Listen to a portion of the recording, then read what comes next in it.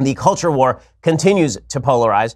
The big story over the weekend is that Nike, in a viral piece of marketing, decided that it was deeply necessary to reward Colin Kaepernick. So you remember Colin Kaepernick. He's that irrelevant backup quarterback from 2016 who made a name for himself by kneeling for the national anthem. And let us recall that Colin Kaepernick had already been made a backup quarterback to, I think it was Blaine Gabbert in San Francisco. In other words, he was a garbage quarterback. He was one of the lowest rated quarterbacks in the NFL. I think he was, at the time he was benched, the lowest rated quarterback in the NFL. Like out of 32 starting quarterbacks, he was number 32. And Colin Kaepernick was benched. And then in the preseason of 2016, before Trump was president, he started to kneel for the national anthem. It is also to be remembered that Colin Kaepernick, who said he was kneeling for the national anthem to protest widespread police brutality or some such nonsense, he's the kind of person who is wearing on practice field socks with pictures of cops as pigs. There's legitimately pictures of pigs with cop hats on them, because this is what he thinks of police officers. This guy who grew up actually pretty privileged. He was adopted, and he grew up in a pretty privileged area of California. It's all kind of ridiculous. It's all kind of ridiculous. But Colin Kaepernick was made into a national hero by the left, which thinks that it is a Muhammad Ali-like stance to kneel for the national anthem. He did this in 2016. It became a national issue. President Trump commented on it as a candidate. It was very polarizing. Most Americans opposed kneeling for the anthem, but there's a heavy segment, particularly in the black community, that supported Colin Kaepernick kneeling for the national anthem. There's a very big racial gap in the polling numbers on kneeling for the national anthem. So Colin Kaepernick was offered in 2017, or in 2016, he was offered the chance to join the Denver Broncos. John Elway announced this in 2018. He was asked about picking up Colin Kaepernick, and he said, "I said this a while ago. Colin had his chance to be here. We offered him a contract, and he didn't take it." Elway was referring to the 2016 season. Denver tried to trade for Kaepernick, who was under contract with the 49ers at a time. The quarterback would not agree to a restructured deal with Denver. And then the Broncos selected a couple of backup quarterbacks, and he lost his opportunity. And it turned out nobody really wanted the headache of Colin Kaepernick, not just because of the publicity, although publicity is something you have to take into account when you are a National Football League team, but also because he's just not a very good quarterback. Because Colin Kaepernick, after basically one spectacular season, fell off the map. And that's not unusual. There are a bunch of quarterbacks in the NFL who've had one great season, then fallen off the map. And this has nothing to do with politics. I remember RG3, who's a quarterback in Washington for the Redskins, had one fantastic season, and then he sort of fell off the map. And that's not unusual. Again, once people figure out your sort of tricks as a quarterback, it's difficult to recover, and that's sort of what happened to Kaepernick overall. But Kaepernick played his way out of a starting job, and then once he was on the bench, he started kneeling for the national anthem. It is now 2 years later, and this conversation has not ceased since. It has continued to be a thorn in the side of the NFL ever since, because the NFL didn't take strict action against it. And we'll talk about the latest iteration of this controversy in just 1 second. The latest iteration of the Colin Kaepernick controversy, because it has continued all the way till now. President Trump, I said I didn't think he should get involved in this. He did as president because he likes this culture war. He thinks it's a good culture war to fight. He thinks he wins this culture war. And he's likely right. He does win this culture war, but at the cost of polarizing the debate a little bit more. When President Trump took office, some 75% of Americans thought kneeling for the national anthem was bad. Now that number is in the low 60s last time I checked. A lot of that has to do with President Trump's polarizing personality. With all of that said, the media have latched on to the national anthem controversy, and they have not let go since. The NFL has done a horrible job of killing the controversy. Instead of just killing it at the outset by saying, listen, you don't get to kneel for the anthem, you're fine.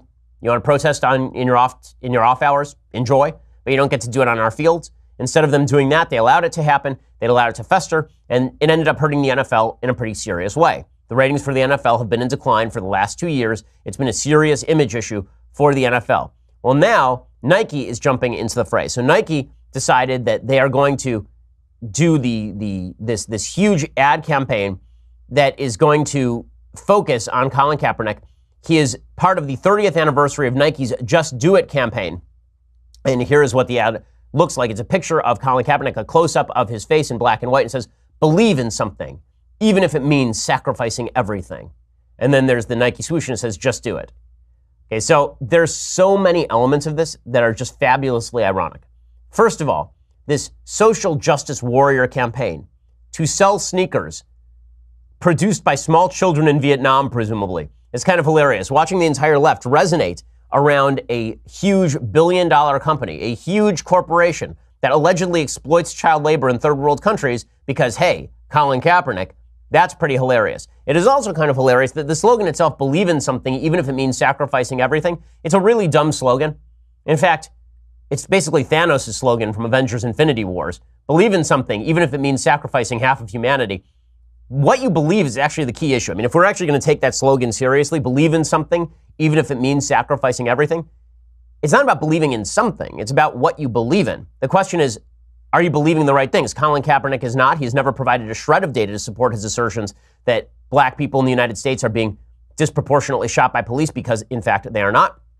And then we get to the actual issue of Colin Kaepernick being the face of this particular culture war. We get to the bottom line here. And there's a great irony to it, which I'll discuss in just a second.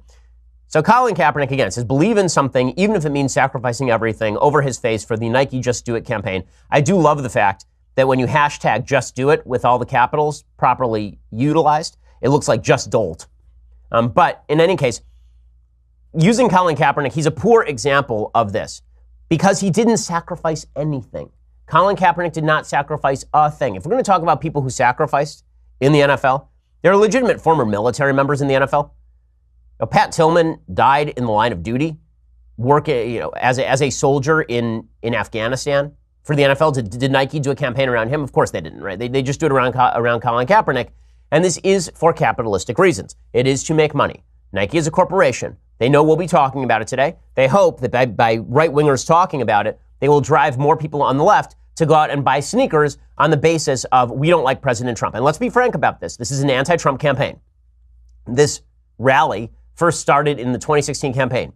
If Hillary Clinton were president right now, do you think that Nike would actually be running this ad campaign? Of course not. Of course not. Colin Kaepernick has not sacrificed anything. Not only did he not sacrifice nothing, he only started doing this when he became a useless backup quarterback for the San Francisco 49ers. And then after that, he has kept his name in the headlines. He's been on the cover of Sports Illustrated despite not playing for 2 years. Tim Tebow isn't on the cover of Sports Illustrated every 2 weeks because Tim Tebow isn't in with the social justice warrior crowd. But Tim Tebow was in many ways sort of the equivalent of Colin Kaepernick in that he had one kind of terrific season where he unexpectedly led the Denver Broncos to wins in the playoffs, and then he fell off the map. But Colin Kaepernick, he took over for Alex Smith halfway through a season with the San Francisco 49ers. They went to the Super Bowl, he lost, and then he was nothing. Okay, but still, he's on the cover of Sports Illustrated. He's still championed as this thought leader, even though I'm not sure Colin Kaepernick has ever had any real thought. And the reason I say that is because Colin Kaepernick has never made an articulate defense of his own position on any of this stuff. There are people who have made articulate defenses on his behalf, but he's never done it himself. He has not sacrificed anything, and he's slated to earn legitimately millions of dollars. He's going to get a branded line off of not being in athletics for 2 years. He's getting a branded line, and he's going to make millions of dollars off of kneeling for the national anthem. So why is Nike doing all of this? Precisely so that we'll talk about it. It is a troll. It's obviously a troll. They're hoping that the president of the United States sounds off about it. Trump undoubtedly will sign off on it. I mean, he will undoubtedly sound off about it on Twitter because he thinks, again, that this is a culture war worth fighting. But there's no question that this is all designed to sell more sneakers. And one of the reasons that Nike thinks that they can get away with this, obviously, is because disproportionate amounts of money are spent on clothing and apparel by members of the black community, many of whom are supporters of Colin Kaepernick in this particular controversy. Okay, that is not a racial supposition. That is an economic supposition. Economists Kerwin Charles, Eric Hurst, Nikolai Rusinoff from University of Chicago did a study called Conspicuous Consumption and Race. And what they found is that blacks and Hispanics spend a lot more than whites with comparable incomes on visible goods, meaning clothes, cars, and jewelry, up to an additional 30%. There's been a long-standing sort of sociological investigation into why, for example, it seems that lower-income black folks spend more on sneakers, and some of that has to do with pride and culture. Some of that has to do with the fact that, like Air Jordans were a massive cultural totem in the 1990s. All of that is true, but just for capitalistic purposes, it's pretty obvious that Nike is attempting to appeal to this particular consumer base, along with a left that will resonate to the support of Colin Kaepernick. And it's also important to note that according to Nielsen, African Americans are more likely to interact with brands on social media or to use social networks to support companies and brands, 44% more likely. So they're hoping that this campaign goes viral particularly among black audiences, and that people on the left will resonate to this as well. So in the end, capitalism wins. The great irony of this is that the social justice warriors championing this, they're really championing the power of capitalism. But is it insulting? Of course it's insulting. Is it designed to slap President Trump? Of course it's designed to slap President Trump. And honestly, I'm not sure that President Trump could ask for much more. Nike made an in-kind contribution to the Trump campaign. Because if this battle in 2018 and 2020 is going to be about kneeling for the flag, most Americans are not on board with that. Most Americans don't look at Colin Kaepernick and see an American hero. They don't even see a guy who's made a lot of sacrifices. Muhammad Ali was the champion of the world. He was the heavyweight boxing champion of the world when he was suspended from boxing for not volunteering for the Vietnam draft, for not being drafted, and for saying things about the Viet Cong and all of this kind of stuff under the influence of Elijah Muhammad and the evil nation of Islam. But at least he sacrificed something. Right? The guy sacrificed years of his career. He went to jail for this. Colin Kaepernick has sacrificed zero things, but apparently sacrificing everything means signing contracts worth millions of dollars in order to promote a quote-unquote globalist brand that is selling sneakers made at half price off by child labor. So that's exciting stuff.